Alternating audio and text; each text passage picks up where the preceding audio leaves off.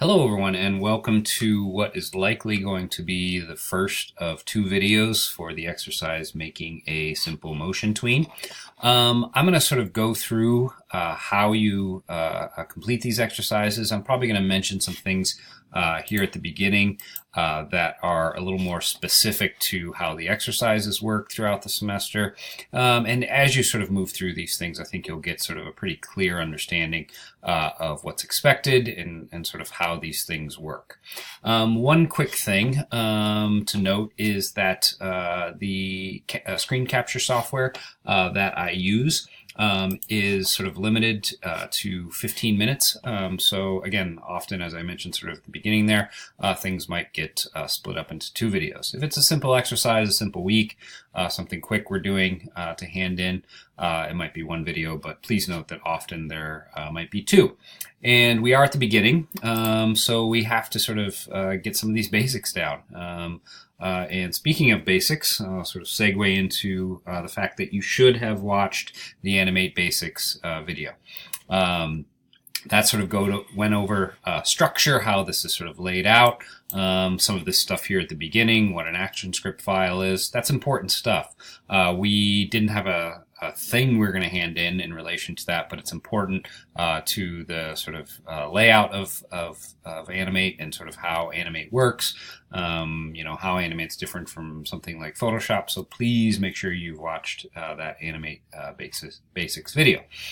Now, as sort of stated, I believe in the week 2 file, often, and in this case, and probably for the first few weeks going to be the case, I'm going to have screen capture videos that I can tell a lot of people use by the amount of views on them, as well as the sort of step-by-steps. And unbeknownst to you, I'm looking off screen while I'm doing the step-by-steps, and I'm following my own directions. The reason being is I want what I say and do here on the screen to match what's sort of being said on the step-by-steps. So the difference is we have a video here with Animate, sort of you're watching me do stuff. You're going to see that I'm sort of the king of tangents, so I'm often going to sort of explain something, point out something. I know a few things I'm going to point out in this video that aren't in the step-by-step files.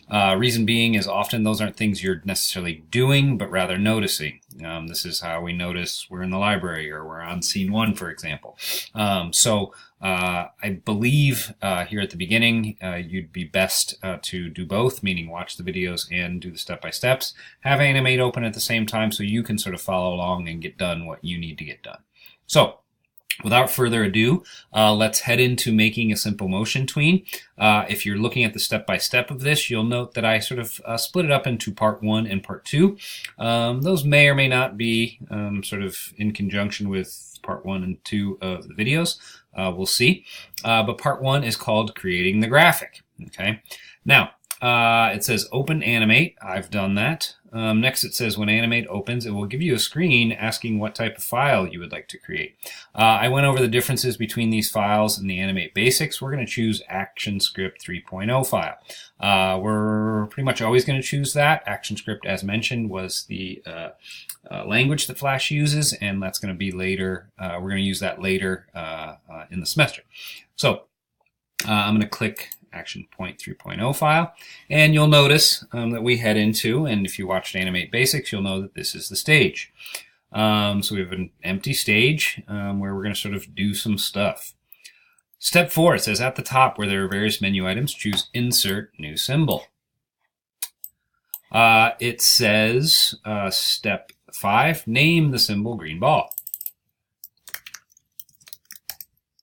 Now, Step 6 says make sure the drop-down menu labeled type is set to graphic. Graphic is the most simple type of symbol we can use. It's basically static graphics that we move on the timeline. Later we're going to get into buttons. These are interactive bits of graphics, or sorry, of symbols. And movie clips, which are basically sort of short little movies that we sort of animate on the timeline. So I'm going to choose graphic, again, the most simple version of this. Probably defaulted to that. And here's an instance that we don't necessarily sort of denote as much in the step-by-step. I do a little bit, but I want you to notice something when I hit OK. Before I hit OK, I'm going to read step 7. It says, you will leave the stage at this point and enter the library where we will create our graphic. I click OK, and boom, I get this considerably larger area. This is sort of an infinite amount of space. And I like to sort of consider it sort of the sketch pad on the side where we're sort of creating stuff. We're in the library, okay? I have my tools pulled out. It's a little different than how they were in Animate Basics because it's just a little easier to see in our screen capture software. So you'll note over here, I'm now in green ball. Whatever is sort of furthest to the right here is where we are at. Do not get confused where you are when you're sort of creating a graphic. Make sure you know that you're in that library and creating the graphic in that place. Later we're going to pop back to scene 1. You'll see that I have the sort of finite bounding measured stage, but when I'm inside green ball, I have this sort of infinite amount of space. Let's go over to step 8. It says click on the stroke color box and choose the white box with the red stripe through it. This is over here. As mentioned in Animate Basics, I believe, when you roll over things, they sort of introduce themselves, okay? So if you're not familiar with the tools just yet, sort of move around them. A lot of them look like what they are. That's the oval tool. It looks like an oval. We're going to use that in a second. But a very important concept, stroke color and fill color. It says click on the stroke color and choose the white box with the red stripe through it. This means no stroke color, okay? That lives right here, okay? When we draw these simple graphics, I simply want one color. I don't want to deal with the stroke color around it. I want a simple, what's called fill color. Next it says click on the fill color at the bottom of the toolbox and choose a shade of green. I'll just use a slightly different shade of green. Next it says choose the oval in the toolbox right here. It says click and hold and draw a circle. You can make sure it's a perfect circle by holding down Shift. This is a very common sort of digital thing if you want to scale things proportionally, and that is often the case in things like Photoshop. We're going to hold down Shift. I'm not holding down Shift, and you see I can get a little wonky. When I hold down Shift, I will get a nice circle. Next, it says use the selection tool and select the circle you have drawn by clicking on it once and position it in the center. Okay, so what I'm going to do is I'm going to position that in the center. Now, you guys are probably going to get used to sort of how things are sized, and later we'll get into transforming things, which is over here, to size things. But note that once we go to the next steps, and that's going to be part 2, creating the tween, we can always come back and adjust green ball. Okay, for instance, if we go over and do all these next steps, and we realize the green ball is way too tiny or way too big, we can come back and adjust this quite easily. Okay, so that is creating the graphic. Just to review, and I'm probably going to sort of stop this video and make part 1 and part 2 part 2, if that makes sense.